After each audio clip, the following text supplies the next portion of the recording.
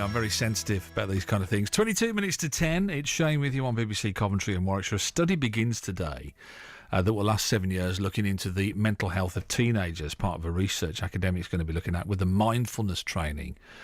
Could help teenagers and save them from developing serious mental illness. Earlier we had a chat with Chris Cullen from the Oxford Mindfulness Centre, who told me why this project is so important. We're going to be looking at what changes in teenagers' brains when they try mindfulness at times of particular stress or anxiety, because we really know that early teens are a time where the brain is in a critical developmental phase. Yeah. And actually we're thinking, well, if we can give some training for how to shape your brain in a more skillful way, it might help to make teenagers more resilient. Well, joining me live in the studio, and I have to say, bringing an air of serenity to proceedings this morning is Dav Panesar, who's a Sikh scholar and pioneer of mindfulness and self-compassion. Is that the right term, self-compassion? It is.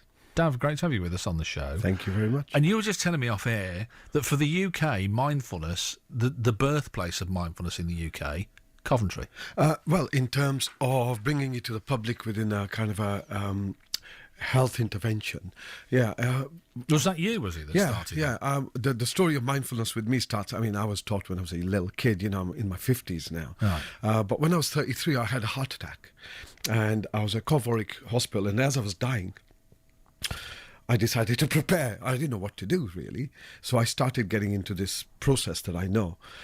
Didn't really know what it was going to do. But what it did do over a period of day and a half, 2 days, is stabilize some of my physiological factors. And within about 2 or 3 days, the consultant who was treating me said that there's a significant difference to the damage of your heart compared to other people. What did you do? And we became friends, and he encouraged me to put it on a piece of paper. And because my background was training and science at that time, I was quite able to do that. And I taught it at Coventry University, taught it for business. But the strangest thing was the only people who really took it on board were Asian businessmen. Because it was stress management for SMEs and stress management for managers. And why, when you say Asian businessmen, was that because culturally it was something that they'd come across before in their younger days, maybe? Well, the thing is, we have certainly 2,500 years of evidence to suggest that this stuff works. Because it's very akin to meditation. I mean, it's a form of meditation. It is meditation. Mindfulness is a Western term, right? It comes. Can't we handle the term meditation? No, you can't. No, you can't, because it's got far too many religious connotations. You're joking. So if you said meditation, people go, "Oh, I don't want any of that sort of stuff." But if they say mindfulness, people will buy it. Wow. Yeah, and actually it's anything but mindfulness. It's mindlessness in some ways, because you're going beyond the mind. And again, within the Western worldview, and I'm going to use these terms, not in terms of critical, but just putting it into context, their entire psychology is based on a coke addict called Freud.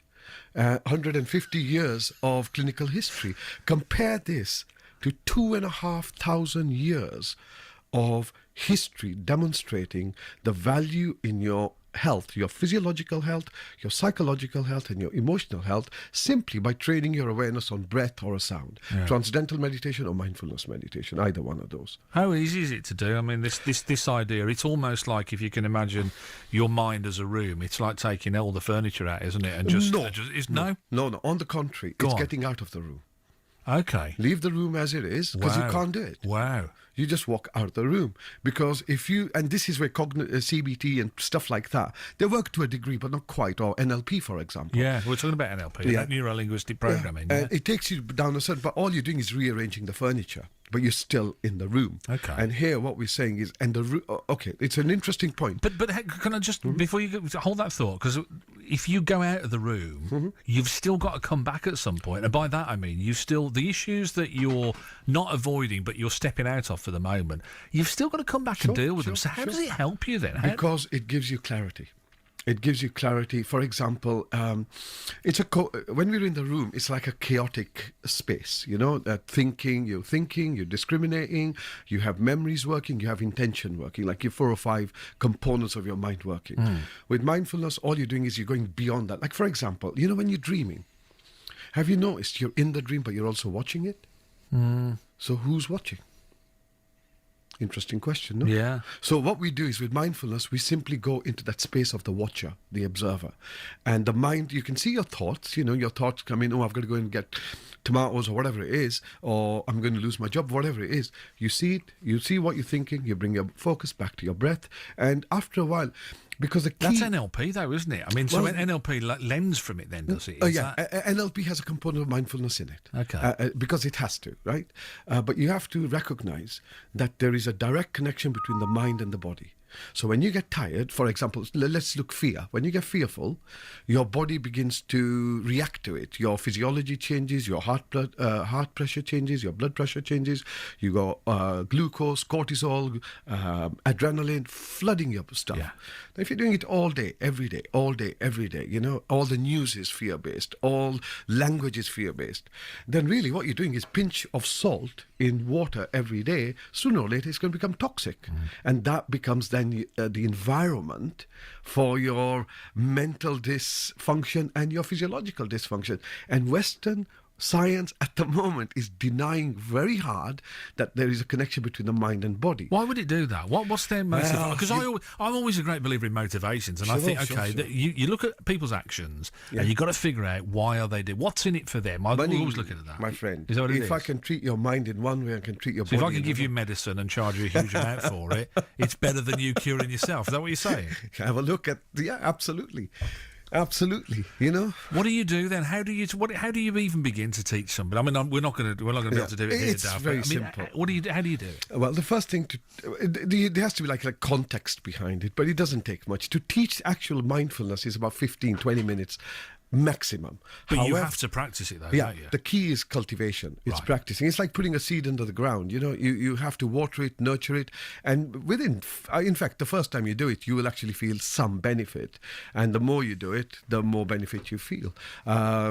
We've found this. I've been treating people with depression and mental health issues now for maybe 15 years. I've had a tweet this morning from somebody who says, and they work with people with drug and alcohol addiction, and they use it for that as well. Absolutely. And we're seeing results with this. It's a little bit harder, particularly with addiction, because ultimately the mind is really just it does the same thing, but with addiction, it's kind of attached to either a psychological or physiological requirement. Your mind is prompted. Like, for example, you see a TV ad about a cup of tea and all of a sudden you're in the kitchen.